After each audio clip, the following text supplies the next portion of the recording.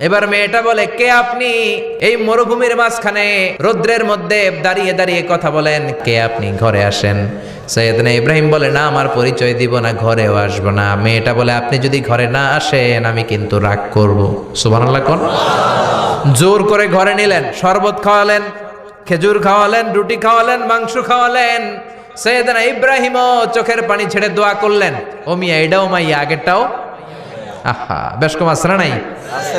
সৈয়দনা ইব্রাহিম মাথায় হাত বুলিয়ে দিয়ে দোয়া করলেন আর বললেন, তোমার স্বামী যখন বন থেকে ফিরে আসবে ফাকরাই আলাইহিস সালাম, তোমার স্বামীর একটা সালাম দিবা, আর বলবা ঘরের দরজার নতুন চৌকাঠ যেন জীবনেও না পাল্টায়। সৈয়দনা ইব্রাহিম ওনার ছেলে ইসমাইলরে দেখতে গেলেন। অনেক দিন পরে দেখতে গেলেন। ওই দিন বাড়িতে সৈয়দনা ইসমাইল বাড়িতে নাই, বনে গিয়েছে শিকার করার জন্য।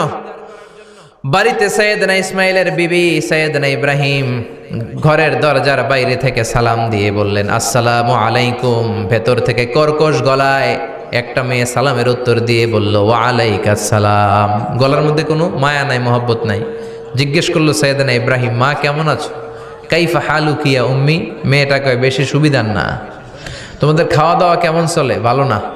তোমার জামাই কই? বনে গেছে। এবার মেয়েটা বলতেছে, আমনে কেডা? সৈয়দনা ইব্রাহিম বলে, আমি কে চিনবা না? ইদা জাআ যাওজুকা মিনাল গাবা, স্বামী যখন বন থেকে ফিরবে ফাকরাই আলাইহিস সালাম, তোমার স্বামীর একটা সালাম দিবা।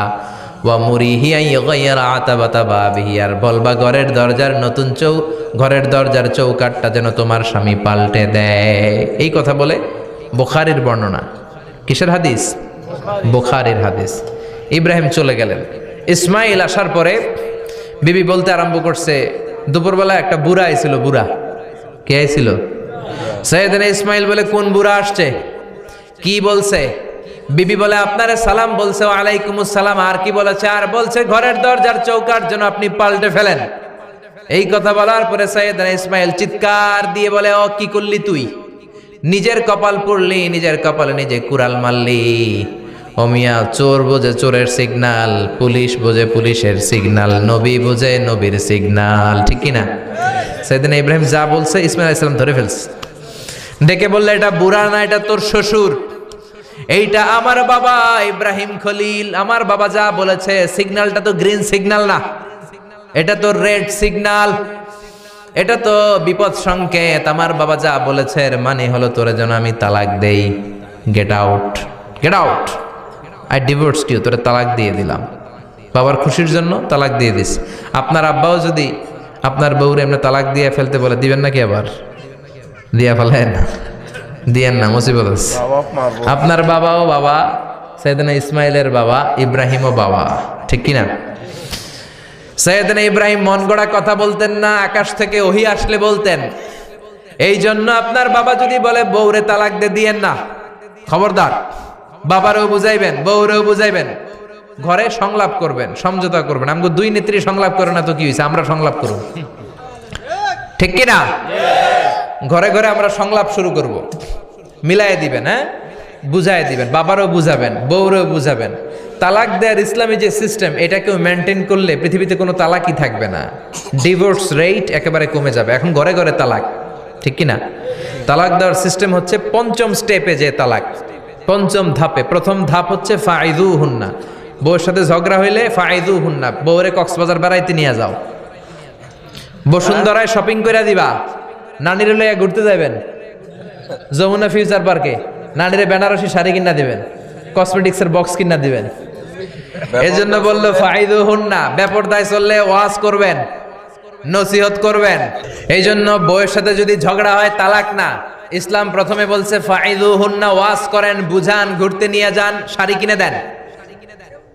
এতেও যদি লাভ না হয়, ওয়াহজুরুহুন্না ফিল মাদাজি, বিছানা আলাদা করেন। বউ থাকবে এক ঘরে, আপনি থাকবেন আরেক ঘরে। হয়তো এই বিচ্ছেদের কারণে ভুল বোঝাবুঝি ভেঙে যাবে, স্ত্রী ফিরে আসবে, ঠিক কিনা? এতেও কাজ হয় না। তারপরে আল্লাহ বললেন ওয়াদ্রিবুহুন্না, এবার একটু শাসন করেন। ঘুরতে নিলেন, কাজ হয় না। শাড়ি কিনা দিলেন, কাজ হয় না। রোম আলাদা করলেন, এরপরও কাজ হয় না। এরপর ওয়াদ্রিবুহুন্না, শাসন করেন। অনেকে এটার অর্থ করে বউরে পিটাও না, পিটানো না। বিশ্বনবী কোনোদিন বউয়ের গায়ে হাত দেয় নাই, ঠিক কিনা? এই অদ্রিবুহুন্নার শাব্দিক অর্থ হলো পিটাও, কিন্তু পারিভাষিক অর্থ হলো স্ত্রীকে একটু শাসন করো। মুফাসসিররা এই আয়াতের তাফসীর করতে যে হয়রান হয়ে গেছে। অনেকে বলছে ছোট্ট কাঠি দিয়ে পিটাও, আর বলে এই কথা শোনো না কেন, দুইটা বাচ্চা হয়ে গেছে, 3টা সন্তান হয়েছে, এখন সংসার ভাঙতে চাও কেন? অনেক মুফাসসির বলে মেসওয়াক দিয়ে বাড়ি মারো আস্তে আস্তে। অনেক মুফাসসির কয় কোল বালিশ দিয়ে পিটাও যাতে হাত পা না ভাঙে। ঠিক কি না? ওয়াদরিবুহুন্না, শাসন করো, শাসনও যখন কাজ হয় না, তারপরে আল্লাহ বললেন ফাবাআসু হাকামাম মিন আহলিহি হাকামাম মিন আহলিহা, উভয় পক্ষের মুরব্বীরা বসবে, মিলায় দেওয়ার চেষ্টা করবে। এত কাজ হয় না, 4টা স্টেপ শেষ, 5ম স্টেপে তালাক। তাও রাগের ছোট যে আমরা বলে দিই 3 তালাক 22 তালাক, এভাবে না। তালাক 2 ধরনের, তালাক আর সুন্নি, তালাক আল বেদঈ। একটা সুন্নতি তালাক আর একটা বেদাতি তালাক। বেদাতি তালাক দেয়া যাবে না, সুন্নতি তালাক দিবেন। মানে প্রতি মাসে একটা, আপনার বউয়ের যখন মাসিক হয় না, যখন পিরিয়ড হয় না, আপনার বউ যখন সুস্থ আছে, ক্লিন আছে, তখন 1 তালাক। 1 মাসের মধ্যে ফিরে আনার সুযোগ আছে না নাই? 1 মাস পরে দিবেন 2য় তালাক, 2য় মাসেও ফিরে আনার সুযোগ আছে না নাই? ঘরে রাখবেন, হয়তো বিবিরে দেখে আপনার মনে ভালোবাসা জমবে, বিবির মন নরম হয়ে যাবে, বিবিকে ফিরে আনা যাবে। 3য় মাসে 3 তালাক যখন দিবেন, আর ফিরে আনার সুযোগ নাই। এটাকে বলে আত-তালাক আল বাঈন আল বাইনুনা। এরপরে আর ফিরে আনার সুযোগ নাই। এই প্রসিডিউরগুলো যদি মেনটেন করেন, তালাক হবে? তালাক হওয়ার সুযোগ আছে? এজন্য এগুলো মেনটেন করে তালাক দিবেন, ডিভোর্স রেট কমে যাবে। ওমরে ফারুকের জামানায় এক লোক তার স্ত্রীকে 100 তালাক দিছে। কয় তালাক? এরকম ডাকাত বাংলাদেশও আছে না নাই? 100 তালাক দিছে। এখন ওয়াইফ যে ওমরে ফারুককে বিচার দিছে, ওমরে ফারুক বললো তোমার হাজবেন্ডকে ডেকে আনো। ডেকে আনা হলো, কিরে কয় তালাক দিছস? কয় 100 তালাক। দিবি 3 তালাক, 100 তালাক দিছস কেন? কয় মেজাজ গরম আছিল। ওমরে ফারুক বলে ঠিক আছে, বিচার হলো 3 তালাকে তোর বউ তালাক, বাকি 97 তালাক এখন তোর পিঠে পড়বে। সুবহানাল্লাহ পড়েন। এরকম যদি মাইট দেওয়া যেত জায়গা মতো, সব তালাক বন্ধ হয়ে যেত। চিল্লায় বলেন ঠিক কি না? এজন্য আপনার বাবা যদি বলে ও বাবা তোর বউরে তালাক দে, তালাক দিবেন না, বুঝাবেন। বাবারেও বুঝান, বউরেও বুঝান, বরকত দিবে কে? সাইয়েদনা ইব্রাহিম বললেন ঘরের দরজার চৌকাঠ পাল্টে ফেলো। মনে আছে ঘটনা? না ভুলে গেছেন বোধহয়? তালাক দিয়ে দিলেন বিবিকে। নতুন সংসার শুরু হলো, আরেকটা বংশীয় নেককার মেয়েকে বিয়ে করলেন।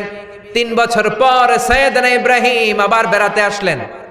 আজকেও সাইয়েদনা ইসমাইল বাসায় নাই। সাইয়েদনা ইব্রাহিম সালাম দিলেন, আসসালামু আলাইক। এবার জাদুমাখা কণ্ঠে, কুকিল কণ্ঠে, মোলায়েম কণ্ঠের একটা মেয়ে ঘরের ভেতর থেকে বলে ওয়ালাইকুমুস সালাম। ওয়ালাইকুম আসসালাম। সাইয়েদনা ইব্রাহিম বললেন কাইফা হালুকি ইয়া উম্মি, মা কেমন আছো বলো বলো।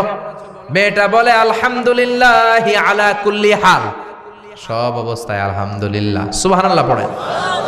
সংসার কেমন চলে? কয় খুব ভালো। খাওয়া দাওয়ার অবস্থা কি? কয় আরো ভালো। এবার মেয়েটা বলে কে আপনি? এই মরুভূমির মাঝখানে রৌদ্রের মধ্যে দাঁড়িয়ে দাঁড়িয়ে কথা বলেন, কেউ তো কোনোদিন আমাদের খোঁজ নিতে আসে না, কে আপনি? ঘরে আসেন। সাইয়েদনা ইব্রাহিম বলে না, আমার পরিচয় দিব না, ঘরেও আসবো না। মেয়েটা বলে আপনি যদি ঘরে না আসেন আমি কিন্তু রাগ করব। সুবহানাল্লাহ কোন। জোর করে ঘরে নিলেন, শরবত খাওয়ালেন, খেজুর খাওয়ালেন, রুটি খাওয়ালেন, মাংস খাওয়ালেন। সাইয়েদনা ইব্রাহিমও চোখের পানি ছেড়ে দোয়া করলেন, ও মিয়া এটাও মাইয়া আগেরটাও।